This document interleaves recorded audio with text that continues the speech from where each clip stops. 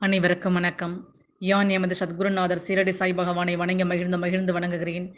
பகவானின் குழந்தைகளாகிய உங்கள் யாவருடைய ஆத்ம உள்ளங்களில் லிங்கங்களாக பாவித்து வணங்கி மகிழ்ந்து மகிழ்ந்து வணங்குகிறேன்.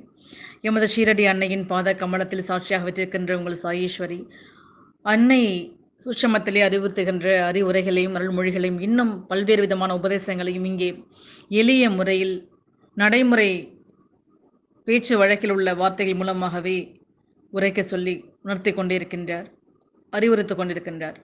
ஆகவேதான் இங்கே நாங்கள் எளிமையான நடைமுறையில் உள்ள வார்த்தைகளை வைத்துக்கொண்டே உங்களோடு நான் என்கின்ற அகந்தையின்றி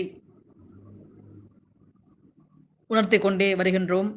இதனை ஷிரடி அன்னையே உரைப்பதாக பாவித்து நாம் அனைவரும் ஒரு சேர கேட்டு பின்பற்றி நம்மை நாமே பண்படுத்தி கொண்டு சாயின் சமூகத்தில் மிகச்சிறந்த குழந்தைகளாக உலாவர நாம் இதனை ஒரு வாய்ப்பாக கருதி கேட்டு பயன்பெறுவோம். சாய் பகவான் குழந்தைகளே, சகோதர தோழமைகளே, இங்கே நமக்காக அவர் அறிவுறுத்தினது, எமது குழந்தைகளே, என்னை நீங்கள் சர்வ சாதாரணமாக நினைத்து விடாதீர்கள். குழந்தைகளே, அனைத்தையும் அறிந்தவன் நான். எக்கணத்திலும் உங்களுடைய அனைத்து நிலைகளையும் அறிந்து அதற்காக நான் உங்களை வியாபித்து செயலாற்றக்கூடிய வல்லமை படைத்தவன் யான். நீங்கள் நினைப்பது போன்று யான் எவ்வாறு வர முடியும், எப்படி வர முடியும், நாம் நினைக்கின்றோமே அதனை அவர் அறிவாரா, பார்ப்பாரா என்கின்ற அந்த சந்தேக கண்ணோட்டத்தோடு அந்த நிலையில் என்னை அணுகாமல் எளிமையான நிலையில் பொறுமையாக நிதானத்தோடு நம்பிக்கையோடு விசுவாசித்து எம்மிடம் எதுவாக இருந்தாலும் ஒப்படைத்துவிட்டு அமைதியாக காத்திருக்கும் இந்த குழந்தைகளை. எமக்கு அனைத்தும் தெரியும். உங்களுடைய அகத்திலும் யுகத்திலும் புற வாழ்க்கையிலும் நீங்கள் செய்கின்ற அனைத்து காரியங்களுக்கும் யானே எமது குழந்தைகளுக்கு பொறுப்பேற்கின்றேன். ஆகவே சாயப்பா பார்ப்பாரா, இதனையெல்லாம் விழிப்புணர்வோடு கவனித்துக் கொண்டுதான் இருக்கின்றாரா என்கின்ற அந்த ஆராய்ச்சி நோக்கத்தை விடுத்துவிட்டு எம்மிடம் பூரண சரணாகதி அடைந்த நீங்கள் அமைதியாக காத்திருங்கள். நீங்களாக என்னை தேடி வரவில்லை. எமது குழந்தைகளை நன்றாக புரிந்து கொள்ளவும். அவ்வாறு வரவும் முடியாது.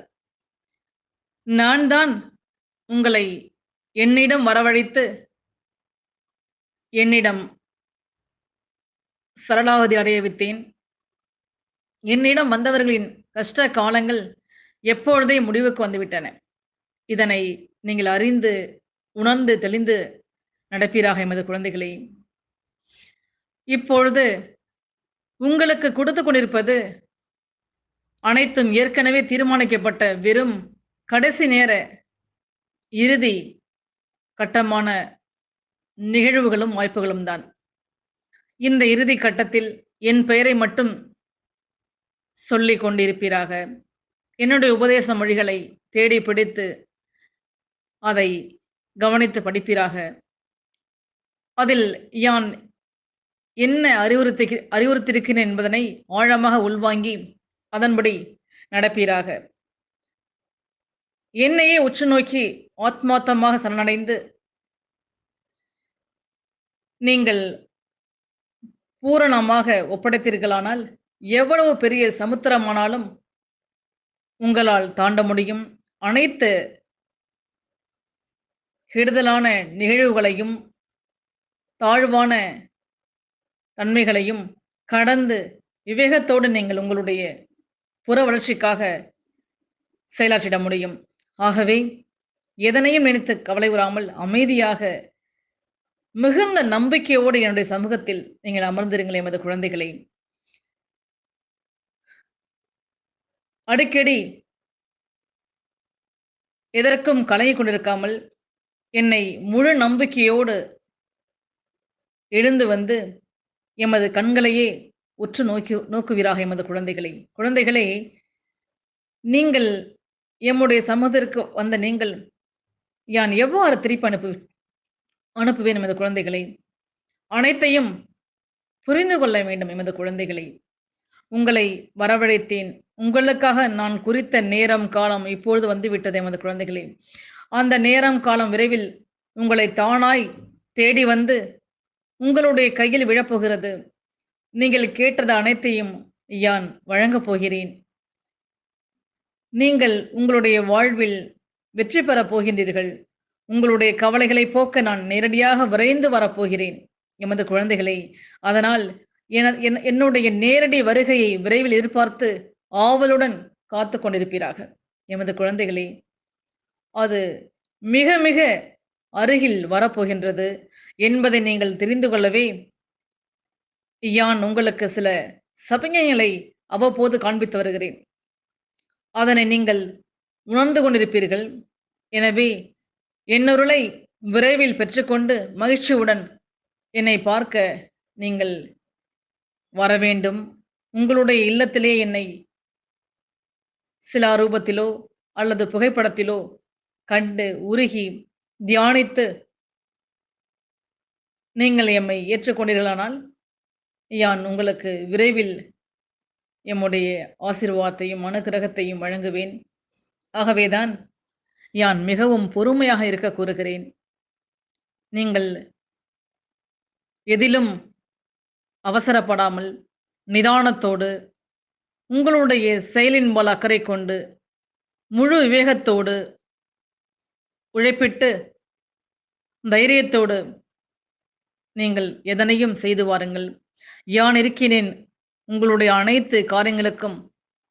உங்களுக்காக உங்களுடைய நிலையில் ஒன்றாக இருந்து கொண்டு உங்களுக்கு அனைத்து சக்திகளையும் வழங்கி கொண்டு நீங்கள் விரைவாக செயலாற்றிட மிகச்சிறந்த கர்ம யோகியாக எமது குழந்தைகள் இந்த பாருலகில் உலாவர யான் உங்களுக்குள்ளே உயிரில் உறைந்து செயலாற்றிடவே விரும்புகிறேன் எமது குழந்தைகளை.